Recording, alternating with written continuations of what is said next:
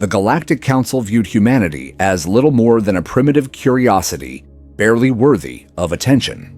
The High Counselor, Vex Dron, openly mocked the humans in the council chamber, his mandibles clicking in amusement as he spoke about their laughable petition for full membership to the council. I stood nearby in my ceremonial armor, feeling the weight of their scorn heavy in the air.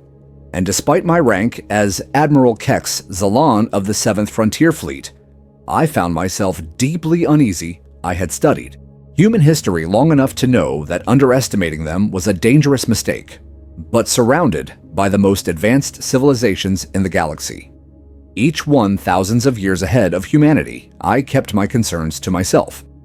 Chancellor NRA THA called the meeting to order, her crystalline voice ringing through the chamber as her bioluminescent patterns pulsed with poorly hidden laughter.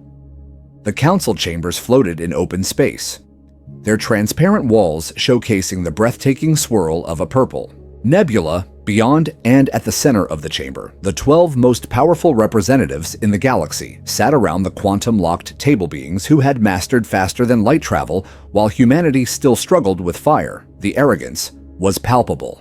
Ambassador Krell, a massive gas-breathing alien, suggested offering the humans a goodwill gesture, and the idea was seized upon with gleeful cruelty.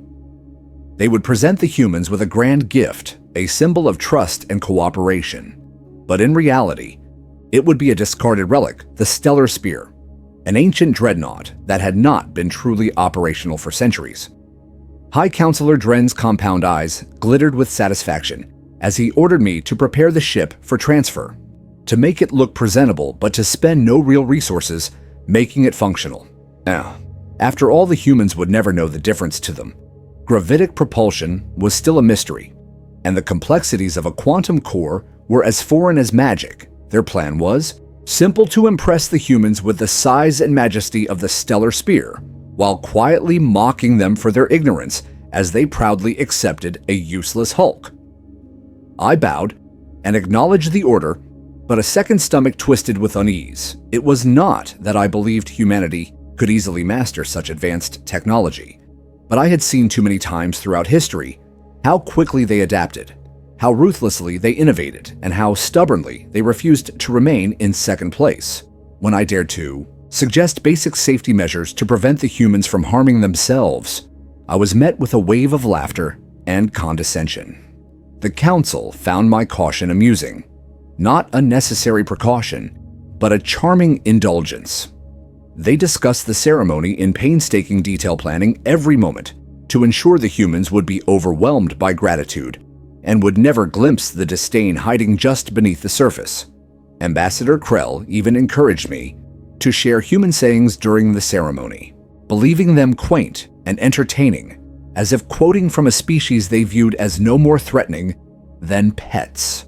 As I left the chamber that day, following the orders I had been given, the ambassador floated after me, casually brushing aside concerns about humanity's adaptability, dismissing them as myths spread by xenologists who spent too much time studying primitive worlds. There was no way, they insisted, that a species who only recently discovered steam power could possibly pose any challenge to the ancient and mighty civilizations of the Council. No way that these newcomers could take a gutted warship and make anything meaningful from it. I nodded and spoke in measured tones, never betraying the true depth of my unease. But inside I knew that history was full of civilizations who had fallen not to superior force, but to their own arrogance. The thought lingered heavy in my mind as the preparations for the gift ceremony began. The Stellar Spear would be scrubbed and polished, given cosmetic repairs, and adorned with ceremonial lights to mask its true emptiness. But underneath it remained a hollowed-out relic, a skeleton of its former glory. At every step, the Council treated the humans with a toxic mixture of condescension and mockery, seeing them not as potential equals, but as amusing children to be patronized and humored. High Counselor Dren and Chancellor THX were particularly gleeful, designing the ceremony to both impress and mislead with the Stellar Spear, meant to be the crown jewel of their deceit. The council chambers remained abuzz with preparations, each member vying to contribute to the spectacle that would put the humans in their place, firmly under the boot of galactic superiority. As I reviewed the final orders and watched the crews prepare the battered ship, I could not shake the gnawing fear that we were not merely playing a practical joke on an innocent species, but setting in motion events we would not be able to control. Humans had a peculiar tendency to take what they were given, twist it, reshape it, and turn it into something no one expected. It was written all over their history, from the forging of empires to the discovery of technologies that had changed their world in the blink of an eye.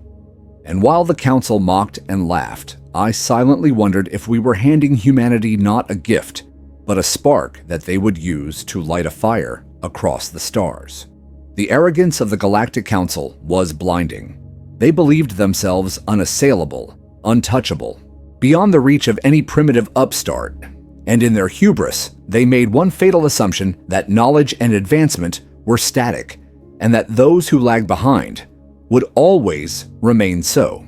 They failed to recognize the very quality that defined humanity, not their current level of technology or their military might, but their sheer relentless refusal to be limited by the rules set by others. While we prepared a gilded cage, the humans were already studying the locks, dreaming of how to break them.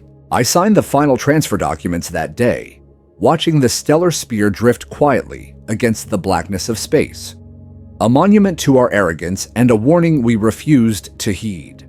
The council had made their decision convinced that they were clever in giving the humans their trash, but deep down in the pit of my being, I knew we were making a terrible mistake, and that the true test of our superiority would not be how well we could mock and deceive, but whether we could survive what was about to be unleashed. As the preparations for the ceremony continued, I found myself haunted by a growing sense of unease that I could not shake. Every instinct honed over decades of military service warned me that we were making a grave mistake. I watched as the crews dressed up the stellar spear, polishing its corroded hull and installing decorative lighting to give the illusion of functionality. But underneath the gleaming exterior, it remained a hollow wreck, a shell of a once mighty vessel. My subordinates carried out their duties with a mixture of amusement and disdain, convinced that the humans would be too primitive to notice the difference. I did not share their confidence, and the feeling gnawed at me relentlessly. During council sessions, my concerns had been brushed aside with laughter and ridicule. The High Counselor Dran had mocked my suggestion to implement even basic safety measures, claiming it was a waste of resources and time. The Chancellor herself had given me a sharp warning cloaked in polite words, making it clear that further expressions of doubt would be seen as disloyalty. I understood the message: stay silent, obey orders, and trust in the superiority of the Council. But deep down, I knew better. Humans had a history of surprising those who underestimated them again and again. They had taken scraps and ruins and turned them into weapons innovations and revolutions that changed the course of their history. I reviewed report after report, compiled by xenologists who had studied human adaptability and innovation. Some dismissed them as speculative nonsense. Others argued they revealed something unique about humanity, a refusal to accept limitations, a talent for turning disadvantage into strength. I found myself poring over these reports, late into the artificial night of the command ship, rereading accounts of human resilience, ingenuity, and sheer stubbornness. I remembered how quickly they had industrialized their planet, how they had leapt from combustion engines to computers in mere decades, how they had harnessed nuclear power even as it threatened their own extinction. And now, here we were, handing them a vessel built with technologies they had never even dreamed of believing. They would gape at its grandeur without understanding its true potential. My secondary stomach tightened whenever I thought about it, a physical reaction to the fear I dared not voice openly. The Council had decided that humanity was harmless, that their potential was limited by their current level of Technology, but I could not forget that potential was not measured by where a species was now, but by how fast they could move forward, given the opportunity. I tried to voice these concerns in subtle ways, suggesting additional monitoring. After the handover, recommending more thorough inspections of the human teams after they boarded the ship. Each time I was met with the same dismissive laughter and condescension, as if the very idea of humans achieving anything significant with the stellar spear was a joke not worth entertaining. Ambassador Krell, in particular, found the notion hilarious. He insisted that humanity's adaptability was exaggerated, a fairy tale concocted by overenthusiastic researchers. He pointed to their history of conflict, pollution, and technological accidents as proof that they were reckless at best and self-destructive. At worst, perhaps he was right. Perhaps humanity would tear themselves apart, trying to understand the alien systems we left for them, or perhaps, just perhaps they, would find a way to do what no one believed possible. That possibility kept me awake at night, long after the council had adjourned and the official orders had been issued. The stellar spear was to be given with grand ceremony, full of pomp and spectacle, designed to overwhelm and flatter the humans into submission. They would be too dazzled to question the gift, too naive to see the contempt behind the smiles. It was a perfect plan in the eyes of the council, but in my heart, I felt the flaw at its core. We were assuming that the humans would react like any other primitive species we had encountered, but humanity had never fit neatly into the categories and expectations of other civilizations. They were unpredictable, relentless, and driven by a hunger to understand, to improve, to overcome. The council had overlooked this essential truth, blinded by their arrogance and their long history of unchallenged supremacy. They saw humanity as a childlike race, easy to manipulate and amuse. But I saw something different, something dangerous and full of potential. On the day of the ceremony, I stood aboard the observation deck, my gaze fixed on the stellar spear as it hung in orbit above Earth, a monument to misplaced confidence and underestimation. Around me, officers and dignitaries chatted excitedly, placing bets on how long it would take the humans to accidentally disable the ship or cause a minor disaster. I remained silent, my mind replaying every historical instance where humanity had been given the impossible and found a way to bend it to their will. I had no doubt that they would accept the gift with gratitude. They were too politically astute to do otherwise, but I wondered how long it would take for them to peel back the layers of deception and see the truth. And once they did what, then would they abandon the wreck as a useless relic? Would they strip it for parts and leave it to rot? Or would they seize the framework we had foolishly handed them and build something new, something powerful, something beyond even our imagining? I thought back to the ancient stories of fallen empires, civilizations that had grown too proud, too complacent, believing themselves invincible, until a new force rose from the margins to challenge them. The council believed we were at the peak of galactic civilization, untouchable, unassailable. But I could not help but feel that we were standing on the edge of a precipice, blind to the danger that loomed just beyond our sight. As the human delegation approached in, their shuttle engines burning with crude chemical propulsion, I felt a surge of conflicting emotions. Part of me hoped desperately that they would be as naive and limited as the council believed, but a deeper part of me almost wanted them to prove us wrong, to rise above the mockery and the scorn, to show the council that true strength came not from ancient technology or long-held power, but from the ability to see possibilities where others saw only trash. In the end, I knew my role was clear. I would oversee the transfer, fulfill my duties, and record the results. But privately, I would watch and I would remember the feeling that had haunted me from the start, because sometimes the instincts you trust the least are the ones that see the future most clearly. And in my bones, I knew we had not given humanity a broken relic. We had given them a challenge, and the last thing you ever wanted to give a human was a challenge. The day of the handover ceremony arrived with all the pomp and circumstance. The Galactic Council had meticulously planned, I stood on the observation deck of my command vessel, the Victory's Light, watching the stellar spear hover in low Earth, orbit its ancient hull, gleaming under the artificial lighting arrays we had installed to make it appear more majestic than it truly was.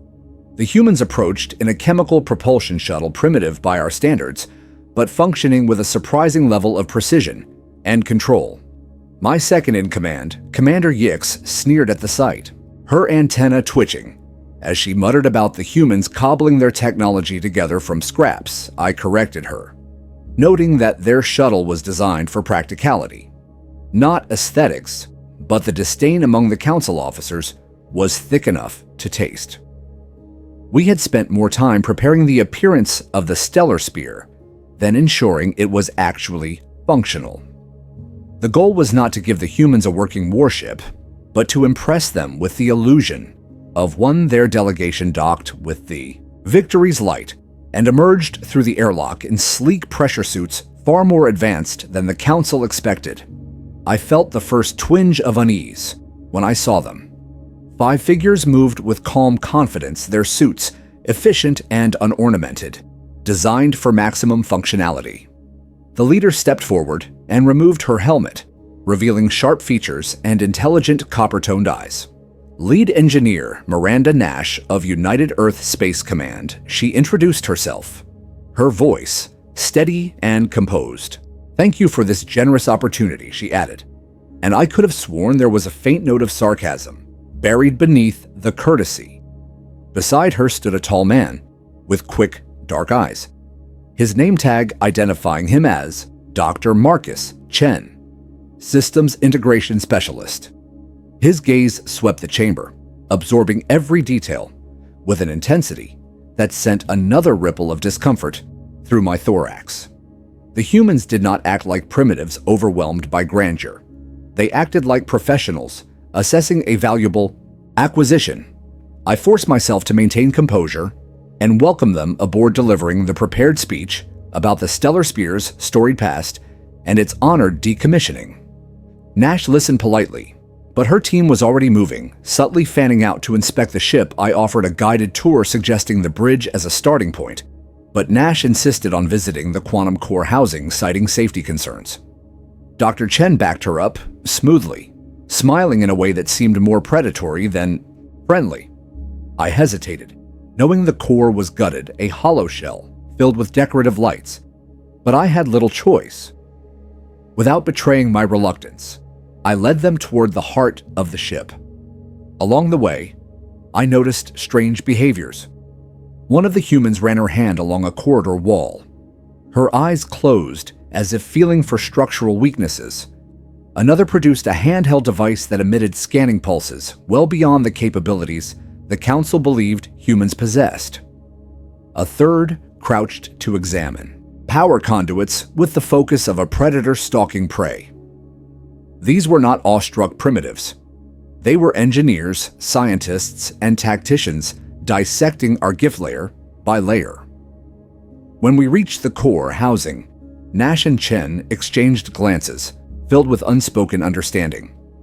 They asked pointed questions about the ship's construction, about the materials, about the energy flow through the conduits. Questions no truly primitive species would even know to ask. Chen ran his scanner along the old Varian nodes' structures we had assumed were little more than ornamental. He remarked on their layered design and hinted at repurposing possibilities. I tried to steer the conversation back to ceremonial platitudes, but the humans kept circling back to technical details. I realized then that they knew, or at least strongly suspected, that the stellar spear was not fully operational, but instead of reacting with anger or disappointment, they seemed almost excited, as if the broken nature of the gift was exactly what they had hoped for. The ceremony itself proceeded with all the pomp the council had orchestrated. Speeches were made, banners unfurled, and hollow displays shimmered with images of cooperation and friendship. Nash and her team played their part perfectly, accepting the gift with smiles and gratitude, but their eyes told a different story. They were already thinking several steps ahead, seeing the vessel not as a broken relic, but as raw potential, waiting to be unlocked when the official proceedings concluded. Nash approached me privately and asked a simple question. "Would you like to know what your council really gave us today?" she said, her voice low and dangerous. "You gave us potential. And if there is one thing humans understand, it is how to turn potential into power." I nodded stiffly, masking my growing dread. I watched their shuttle detach and return to Earth, carrying the first human crew aboard the Stellar Spear. Their new project, their new weapon, behind me. Commander Yix chuckled, assuming we had pulled off the perfect joke, but I could not shake the image of Miranda Nash's eyes, sharp, calculating, and filled with possibilities. We thought we had given the humans a useless trophy, something to occupy their ambitions without threatening our supremacy. In reality, we had handed them a framework, a blueprint, and the ultimate challenge. In that moment, as the Stellar Spear drifted away under human control, I knew deep down that we had made a catastrophic mistake. Not because we had given them technology, but because we had given them the one thing they needed most, a foundation upon which to build. And humanity, once given a foundation, would never stop until they reached the stars.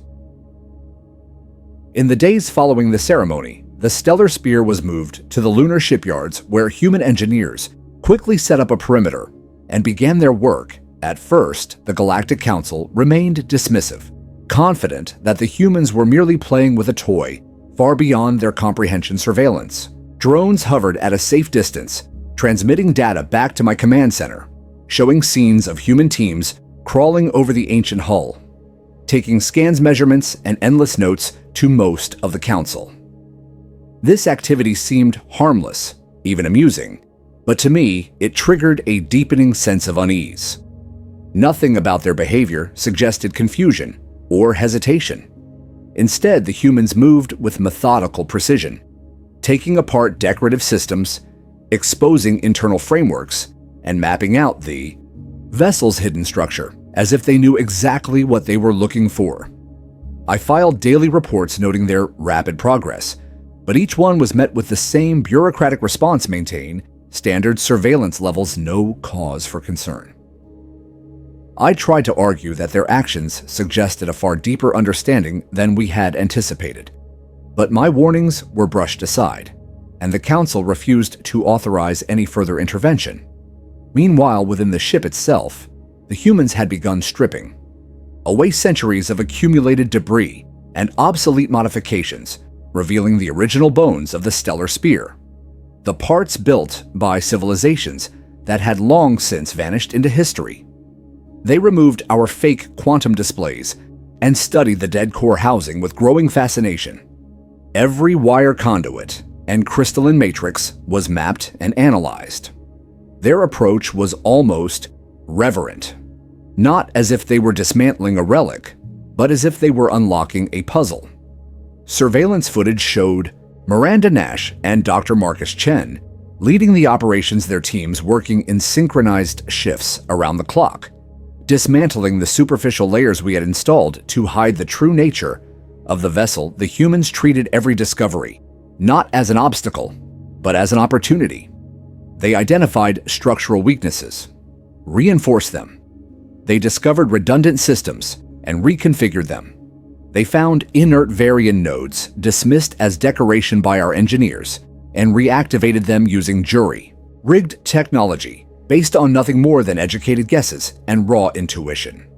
At one point, the surveillance teams detected strange power fluctuations within the ship, faint ripples of quantum energy that should have been impossible, given the dead state of the core. I immediately flagged this anomaly, but once again, the Council dismissed my concerns, suggesting that the humans had accidentally triggered some leftover systems without understanding their significance.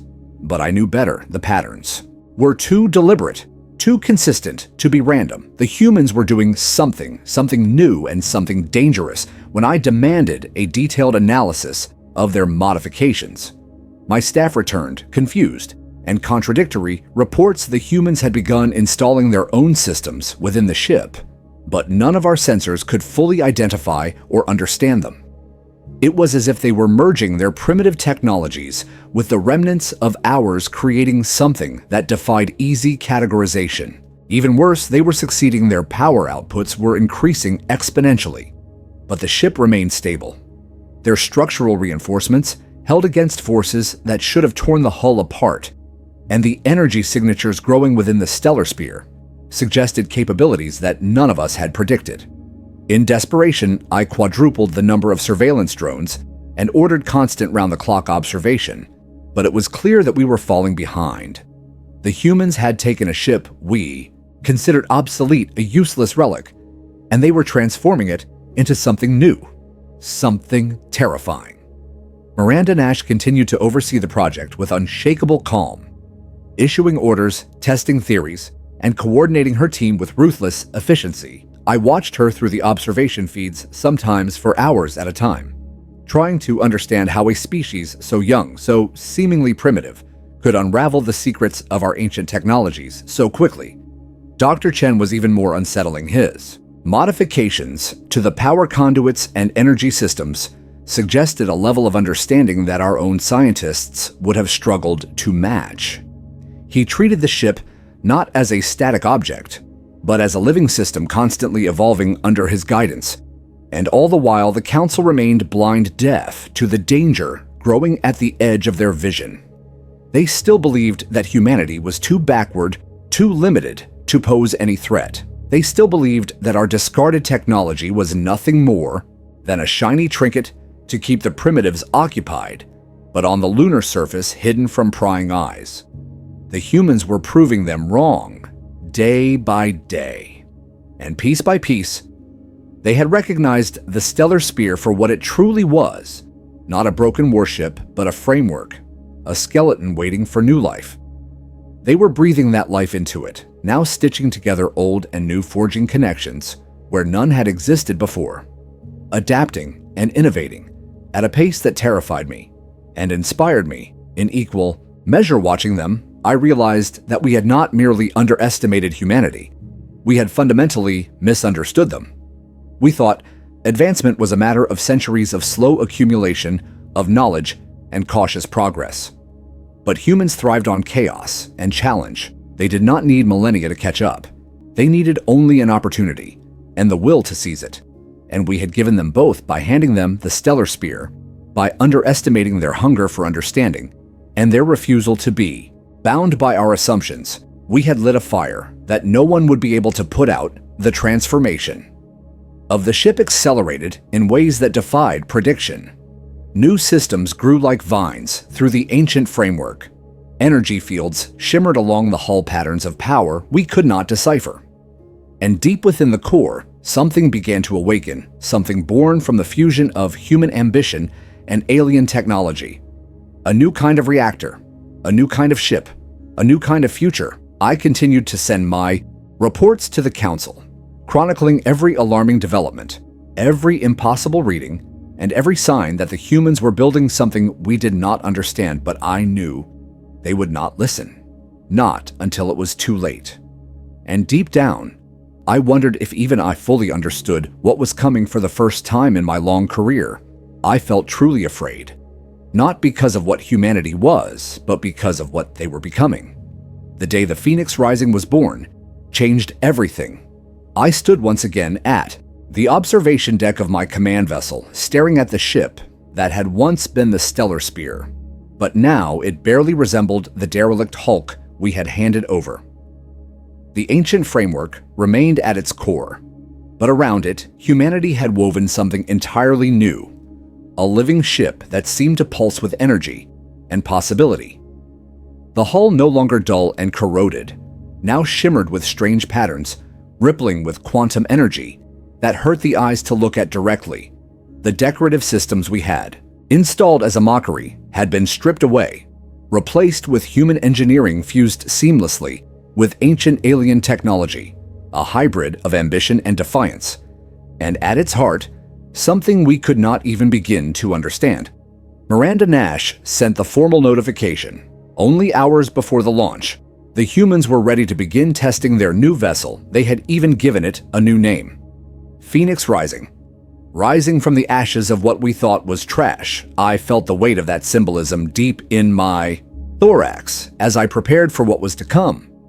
Council members across the galaxy scrambled to respond, some dismissing the developments as harmless, others panicking behind closed doors, but none dared interfere directly. Not yet. The humans had invited observers, but made it clear that interference would be seen as an act of hostility, a warning delivered with polite smiles and deadly seriousness. When the Phoenix Rising lifted from the lunar shipyards, it did not use crude thrusters or visible propulsion.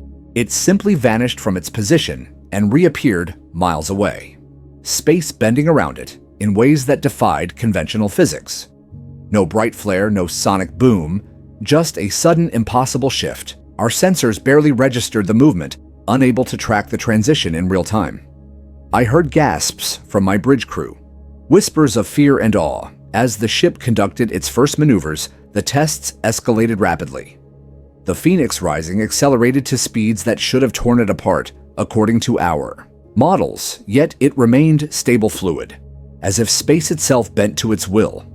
Energy weapons were fired in controlled tests, but every shot vanished into the shifting patterns of the hull. Not absorbed, not deflected, simply erased from existence. Dr. Marcus Chen explained it later through intercepted communications. They had developed a quantum uncertainty field, expanding the probability of weapon failure to 100% within a localized sphere. In essence, weapons fired at the Phoenix Rising simply ceased to be. The ship had moved beyond conventional defense into the realm of probability manipulation, as if reality itself bent around its presence. The hull adapted, continuously responding to attacks by altering its quantum structure. In real time, no two hits struck the same configuration, because the ship was never the same configuration twice. It was alive in a way that no vessel had ever been, and humanity had made it real. The tests continued, revealing more impossible capabilities. The Phoenix Rising demonstrated the ability to split into multiple bodies, each identical, each real, then merge back into one seamless whole quantum superposition, scaled to a macroscopic level. They manipulated time, creating localized fields where multiple tactical options could be explored, then reversed, as if rolling back the clock and trying again. Their mastery over the quantum fabric of space and time had reached a level we considered theoretical at best and unattainable. At worst, our finest scientists refused to believe the reports until they saw the raw data, until they saw the Phoenix Rising dance across space with impossible grace, and when they saw it, their faces turned pale and silent, because they knew what we had all feared was now undeniable. Humanity had not just understood our discarded technology, they had surpassed it. They had built something new, something terrifying, and something magnificent. The Council convened an emergency session, scrambling to reassess their position. But it was already too late. The Phoenix Rising hovered above Earth, a symbol of everything we had failed to predict and everything we could not control. Humanity no longer begged for a seat at the table. They no longer asked for recognition or approval. They had transcended our petty politics and our outdated measurements of civilization, and they had done it with the gift we had given them out of mockery and arrogance. Miranda Nash addressed the Council through a formal broadcast, thanking us for our generous contribution to their technological evolution. Her words were polite, her tone sharp and filled with meaning. She informed us that basic safety protocols for quantum manipulation technology would be shared across the galaxy, freely ensuring that no other species would suffer catastrophic accidents while experimenting with similar advancements. It was a gesture of goodwill and a thinly veiled threat, a reminder that humanity now wielded knowledge and power that could reshape the future of the galaxy, if they chose, and they had chosen, cooperation over domination, education over conquest. But no one missed the underlying message. Humanity had grown strong enough to defend themselves against any threat, and any attempt to subjugate them would fail spectacularly. The birth of the Phoenix Rising marked the dawn of a new era, and all because we had been foolish enough to underestimate them, to treat their ambition and resilience as quaint rather than dangerous. I stood there, watching the phoenix rising, shimmer against the stars, its quantum patterns flowing like a living river of light. And I realized, with a hollow feeling, that we had not merely given humanity a warship, we had given them a revolution. They had taken our gift of mockery and transformed it into a testament of their potential. A potential we could no longer deny or contain. They had risen from the ashes we so arrogantly scattered, and they would not be brought low again. The reactions within the Galactic Council were swift and chaotic.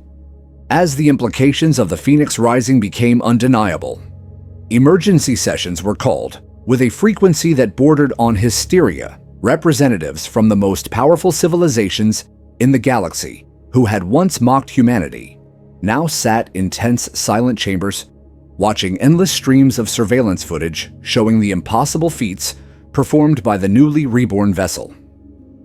The once confident sneers were gone, replaced by tight-lipped anxiety and whispered arguments the Council had long prided itself on maintaining a sense of decorum and superiority. But now those thin veils of arrogance were being stripped away by the reality unfolding before their eyes. The Phoenix Rising hovered over Earth like a silent guardian, a living monument to human defiance and ingenuity. It was no longer just a ship. It was a message to the galaxy that humanity would no longer be underestimated or dismissed. Frantic debates raged over possible responses. Some proposed diplomatic overtures offering humanity greater inclusion and shared technology initiatives, as if extending a hand now would undo the insult of their previous treatment. Others argued for immediate containment, suggesting that humanity's technological progress must be limited before it spiraled out of control. A few even whispered of preemptive military action, quickly silenced by the stark reality that no known fleet could match the Phoenix Rising's capabilities. The mere suggestion of conflict sent waves of fear through the Council chambers as the patrol fleet reports came in every attempt to engage or even closely observe the Phoenix Rising ended in failure. Ships found their sensors, scrambled their propulsion systems, mysteriously dampened without warning. Some vessels simply lost track of the Phoenix entirely, only to find it reappeared miles away, as if space itself had shifted around it. No attacks were made, no threats issued, yet the message was clear: humanity could defend itself, and more importantly, could do so without even firing a shot. Miranda Nash continued to communicate through formal channels, always polite, always measured. But there was an undeniable edge to her words, a quiet assertion of power that needed no bluster or posturing. She reiterated that humanity sought peaceful coexistence, not domination, but she also made it clear that any attempt to control or suppress them would be met with capabilities the Council could neither predict nor counter. The Council's intelligence divisions scrambled to understand how the humans had progressed so rapidly. Some theorized that they had found hidden caches of ancient technology. Others suggested secret alliances with rogue civilizations, but the truth was far simpler and infinitely more dangerous. Humanity had taken the broken framework of the stellar sphere and reinvented it, using a combination of insight, determination, and their unique ability to see opportunity where others saw only ruin. They had not needed outside help or ancient secrets. They had only needed a chance, and we had given it to them in our arrogance and ignorance. Still, the Council could not accept this reality. Not fully deeply ingrained biases and centuries of superiority made it nearly impossible for them to comprehend that a species once considered primitive had surpassed them in mere months. Committees were formed, investigations, launched reports, commissioned, all seeking an explanation that would preserve their fragile egos, but no amount of analysis could change the facts. Humanity had risen, and they had done so without permission or guidance from those who considered themselves the masters of the galaxy. I sat through these endless sessions, watching the spiral of fear and denial unfold around me, while privately updating my own files, preparing for what I knew was inevitable. The balance of power had shifted irrevocably, and no amount of political maneuvering could reverse it. The Council had been rendered obsolete. Not by war, not by economic collapse, but by the failure to recognize the potential of a species they had scorned. I recalled the old human proverb about seeds growing in the cracks of stone sidewalks, stubborn life flourishing where it was not supposed to. Humanity was that seed, thriving against all odds, and now they stood taller and stronger than any of us had ever imagined. As days turned to weeks, the Council's paralysis deepened. Fleets were repositioned, defensive alliances, renegotiated military readiness levels, quietly elevated under the pretense of routine exercises, but it was all meaningless. No fleet, no weapon, no strategy we possessed could guarantee victory against what the Phoenix Rising represented. Not just technological superiority, but a fundamental shift in how power itself was understood. We had built our dominion on the slow, steady accumulation of knowledge on rules and hierarchies that assumed advancement was a matter of time and tradition. Humanity had shattered those assumptions, proving that innovation could leap across centuries in a single bound. If given the right spark, we had provided that spark with a stellar spear. And now we reaped the whirlwind. Yet even in their fear, many council members clung to the hope that humanity would remain isolated, focused inward, too cautious or too benevolent to truly reshape the galactic order. They believed that if they ignored the problem long enough, it would go away, that humanity would content itself with defending Earth and its immediate colonies, and that the rest of the galaxy could continue as before. They could not have been more wrong. Miranda Nash announced the establishment of the Quantum Engineering Academy, a facility open to all species willing to learn, dedicated to teaching the basic principles of safe and responsible quantum manipulation. It was a masterstroke offering education instead of domination, sharing knowledge instead of hoarding it, and thereby gaining influence far greater than any weapon could provide. Species once loyal to the Council began to send envoys seeking admission to the Academy, eager not to be left behind in the new era humanity was building. In a few short broadcasts, Nash had done what centuries of Council rule had failed to achieve, uniting disparate civilizations not through fear, but through shared opportunity. I watched this unfold with a mixture of awe and dread, admiring the elegance of their strategy. Even as I mourned the old world that was crumbling around us, the Council issued official statements of support, pretending that this had been their plan all along. But behind closed doors, the panic grew every day. New reports came in of Council allies seeking closer ties with humanity of former vassal states, declaring independence inspired by the example of Earth.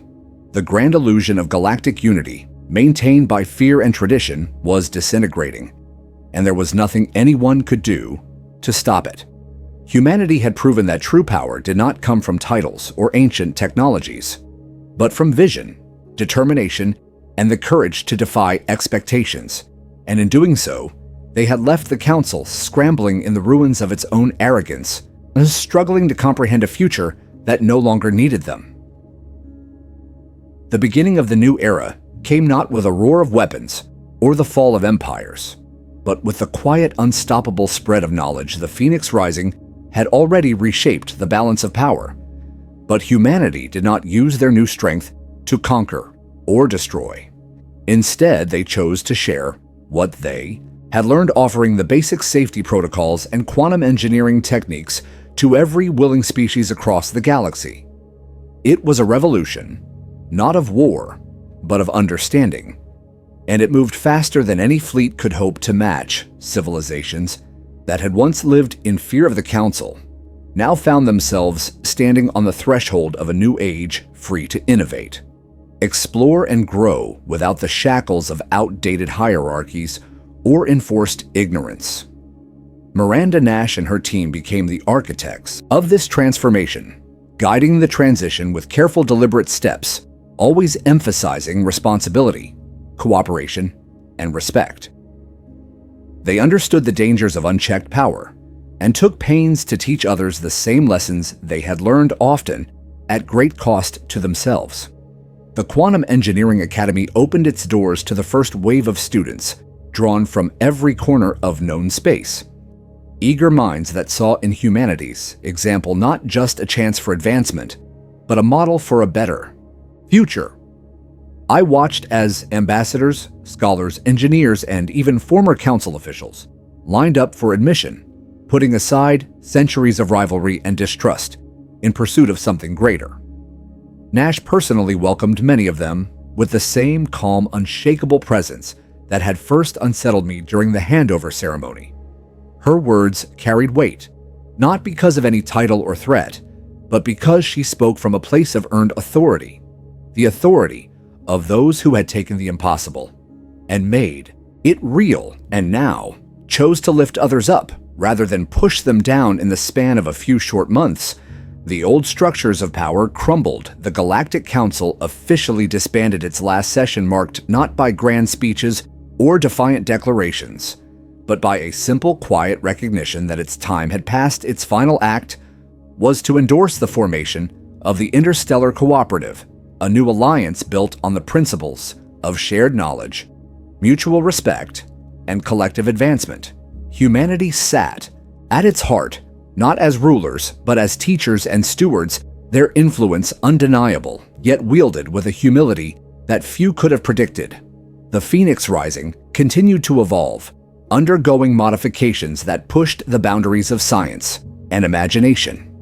Its quantum core now served as both a research hub and a symbol of the new order, a living testament to what could be achieved when fear was cast aside in favor of curiosity and collaboration.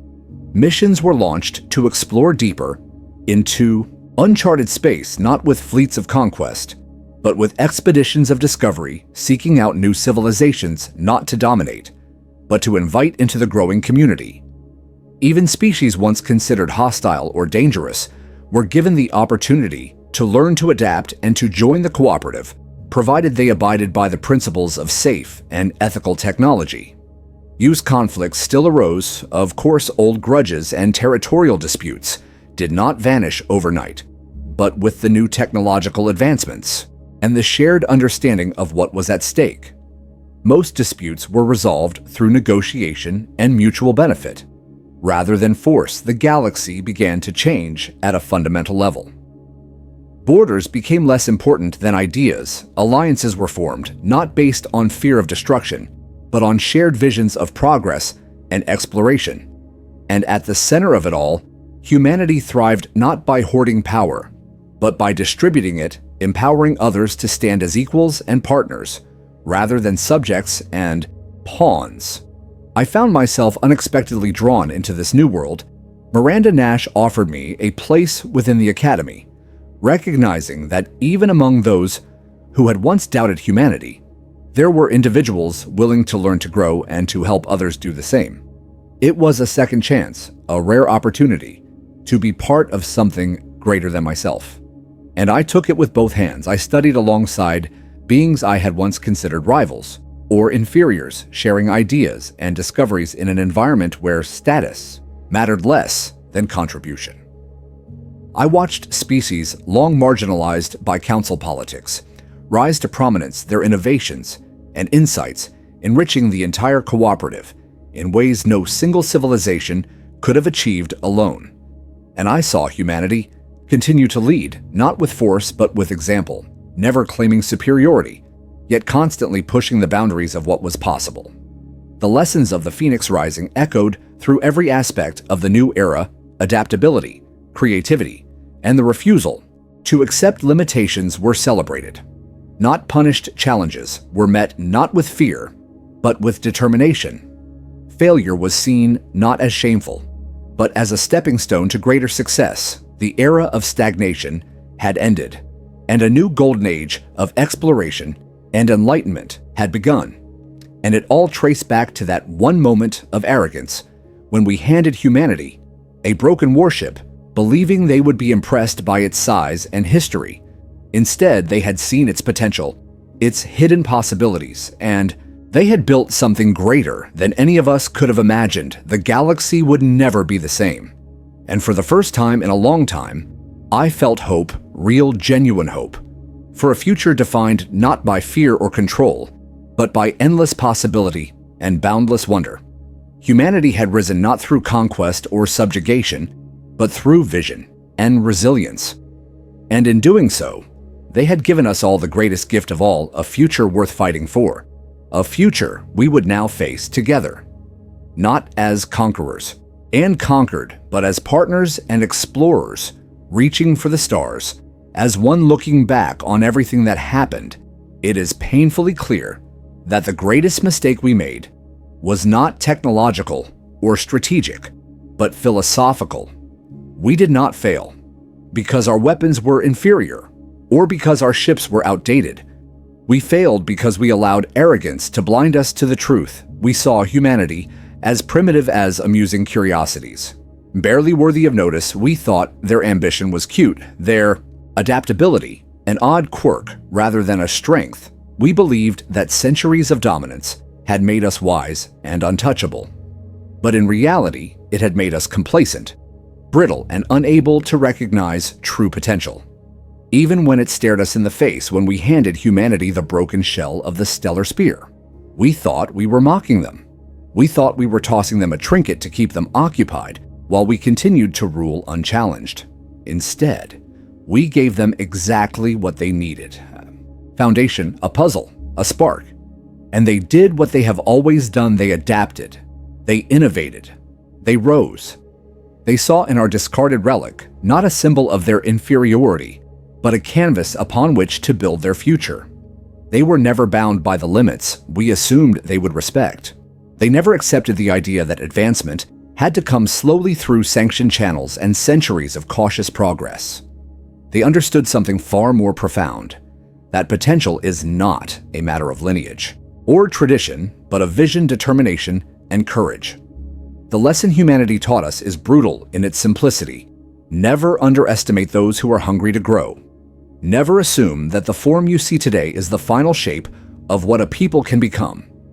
True power does not lie in hoarded secrets or ancient titles.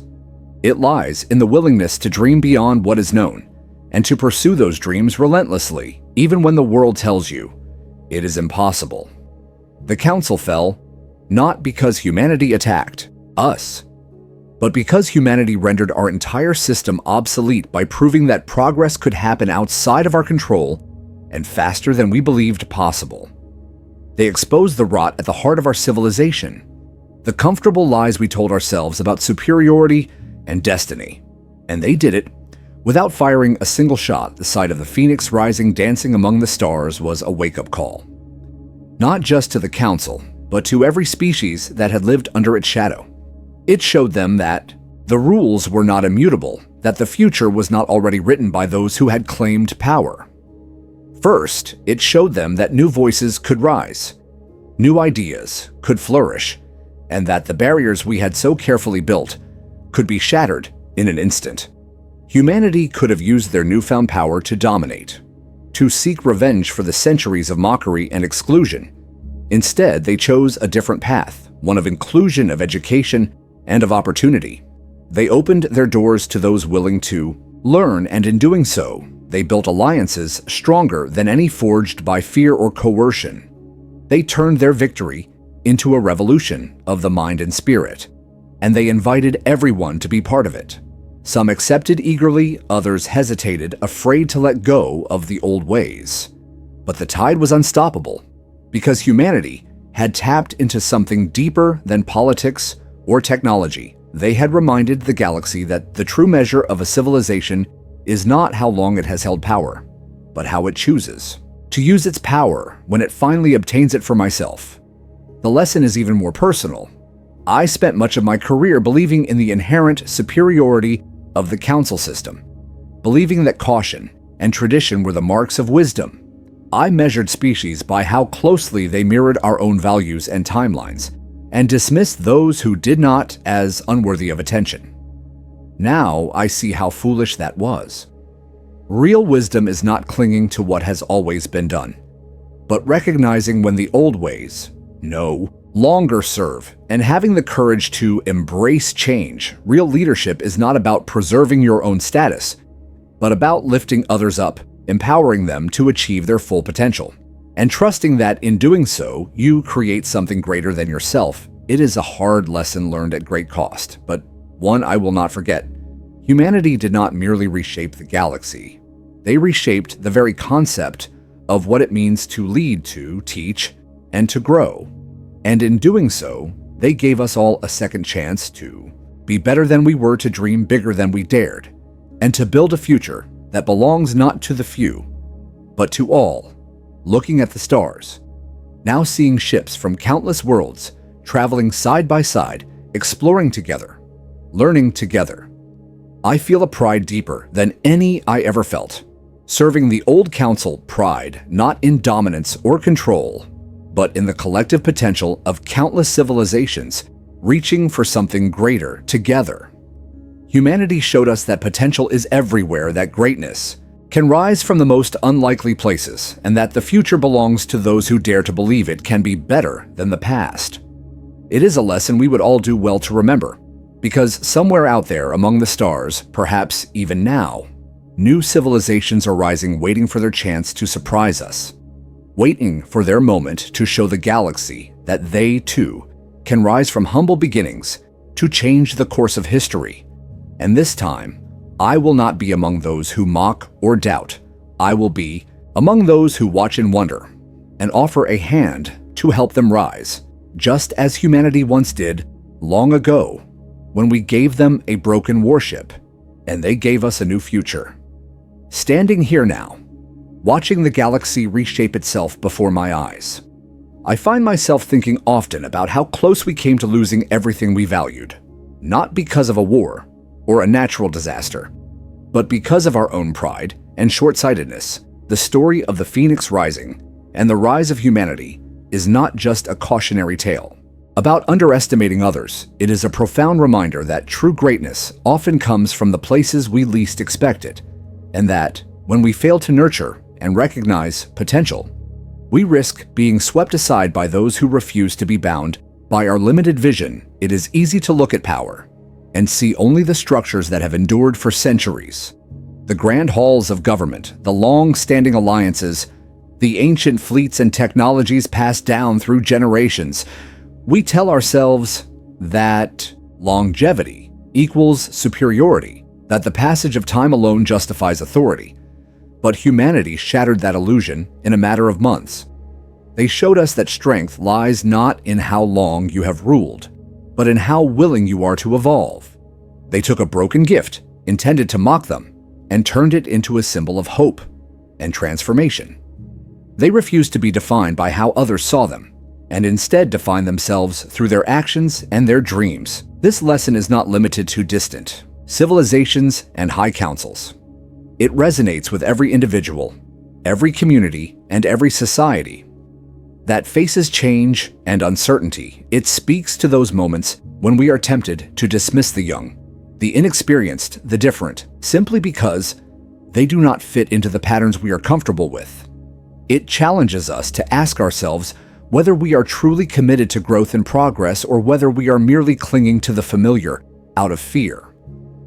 The truth is, innovation often comes from those on the margins, from those who have not been taught what is impossible, from those who look at broken pieces and see not ruins, but raw material for something new. The human engineers aboard the Stellar Spear did not see a dead ship. They saw possibilities. They did not mourn what was lost. They built what could be their refusal to accept limits.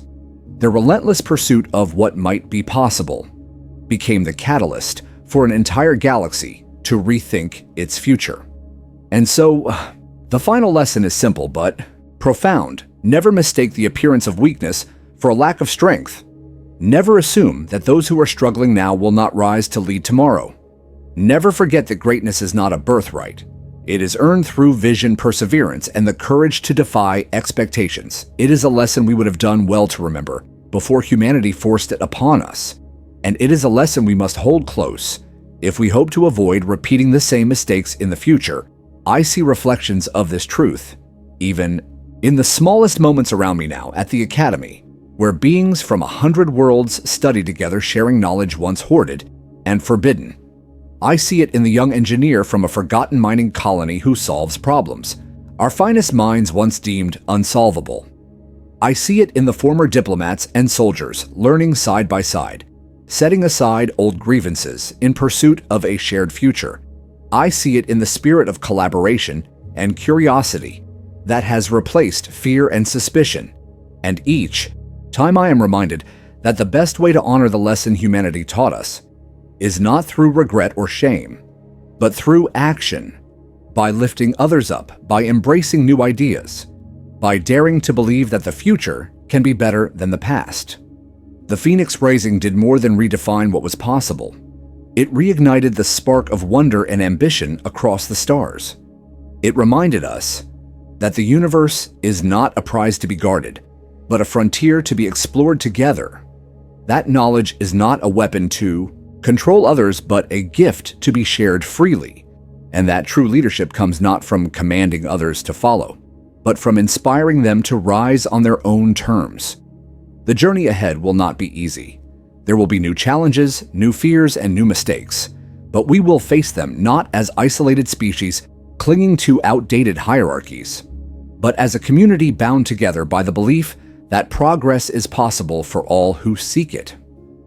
I think back often to the moment when I first watched the human delegation step aboard the Victory's light, when I first felt that flicker of unease in my secondary stomach, when I first glimpsed the quiet determination in Miranda Nash's eyes. I realize now that what I saw was not a threat, but a promise. The promise that no matter how broken the world might seem, no matter how steep the climb might appear, there are always those who will find a way to rise, to build, to dream. The promise that greatness is not reserved for the old and powerful, but is within reach of anyone willing to see beyond the limits others try to impose. And so as I stand beneath the endless sky, watching the new ships depart on missions of discovery, carrying beings of every race, every background, and every dream, I do not fear what lies ahead. I welcome it. I embrace the uncertainty and the challenge because I know that somewhere out there, others will rise, just as humanity did not because they were handed power, but because they dared to believe they could forge it for themselves, and in that belief, in that refusal to be confined by the past, lies the true strength of any civilization, a strength we would do well never to underestimate again.